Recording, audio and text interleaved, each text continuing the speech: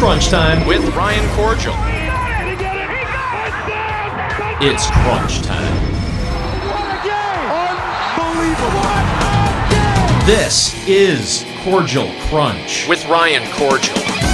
Hello and welcome to another episode of Kordziel Krunch. On October 21st, 1975, the World Series was in full swing as the Boston Red Sox and Cincinnati Reds were duking it out to see who would win the World Series. For the Reds, their big red machine couldn't lose, with Davey Concepcion, Pete Rose, and Hall of Famers Joe Morgan, Tony Perez, and Johnny Bench. The Red Sox had iconic players of their own, such as Carlton Fisk and Carl Yastrzemski. They were looking for their first World Series championship since 1918. But if they lost this game, there would be no tomorrow. It was do or die for Boston.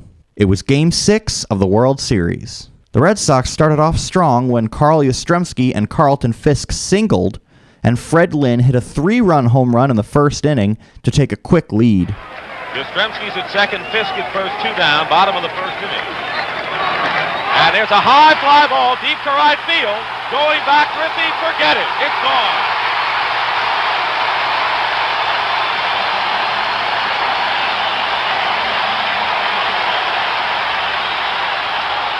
In the 5th inning, the Reds finally began to wear down Red Sox pitcher Louis Tiant. Ed Armbrister walked, Pete Rose singled, and then Ken Griffey tripled to drive everyone home, and the Reds began to climb back 3-2. And a fly ball deep to center field. Lynn going way back, and he can't make the play. It's off the wall. Evans will recover, and Lynn is not up. He has been shaken up. 1 run comes in. Here comes Rose with the second run. Johnny Bench singled to score Griffey, and the Reds tied the game at 3. In the 7th inning, after 2 straight singles to lead off, Johnny Bench and Tony Perez flew out, moving the runners up. George Foster doubled to score 2 runs and give the Reds a 5-3 lead. There he goes.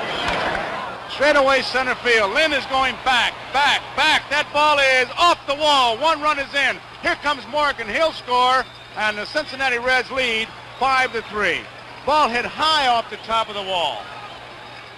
The Reds added another run in the 8th inning when Cesar Geronimo homered to increase the lead to 6-3. Actually come to bat for the Reds tonight, Joe. Dick, I was just looking down there to see who was going to be there, and I saw Barbona. I had to double check there because that's really been what's been happening with the pinch hitters. Well hit right field. That ball, if it's fair, she's gone. It is a fair ball. Home run for Geronimo. A fair ball, a home run right down that right field line.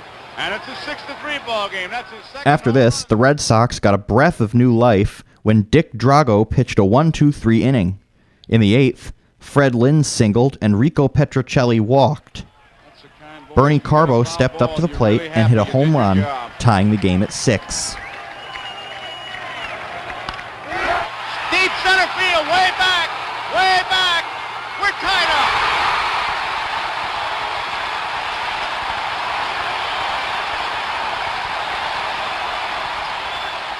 The Reds couldn't score after this, and the game went to extra innings. In the 10th, it looked like the Reds might have a chance when Concepcion singled and stole second, but pitcher Dick Drago retired the next 2 batters. The game continued into the 12th inning, with Red Sox catcher Carlton Fisk due up. Fisk took the first pitch for a ball, and on his next pitch, sent a ball flying to left field. It had the distance. The only question was, would it curve foul? The ball curved fair, and the Red Sox won the game. Only Clay Kirby and Don Gullett have yet to be used as far as Cincinnati pitching is concerned.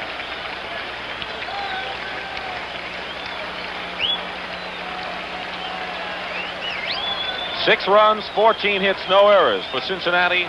6 runs, 9 hits, 1 error for Boston. And Fisk will lead it off, has a single and has walked twice. Has been on base 3 times. Actually was safe on a force play. Been retired once tonight on a bouncing ball to short in the 7th. Here's Fisk.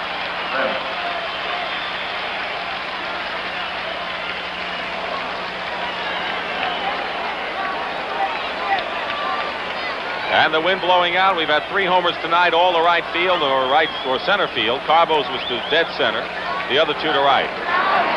There's a ball.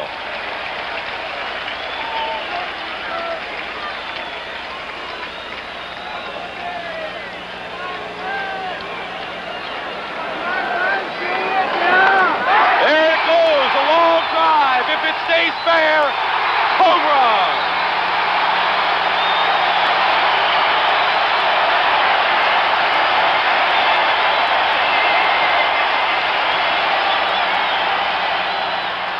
The cameras in those days were instructed to stay on the ball during a home run and not the batter. However, the cameraman who was assigned to film the ball was distracted by a rat in the Fenway Park scoreboard and lost it in flight. To make up for the fact that the ball was out of his sight, he instead focused the camera on Fisk, and by complete coincidence, caught Fisk waving the ball fair. The footage of Fisk waving the ball fair has become a part of baseball lore forever and inadvertently changed the way baseball games are broadcast. That'll wrap up this episode of Kordziel Krunch. Join me next week when I take a look back at Hank Aaron's 715th home run. For Kordziel Krunch, I'm Ryan Kordziel. Thanks for listening.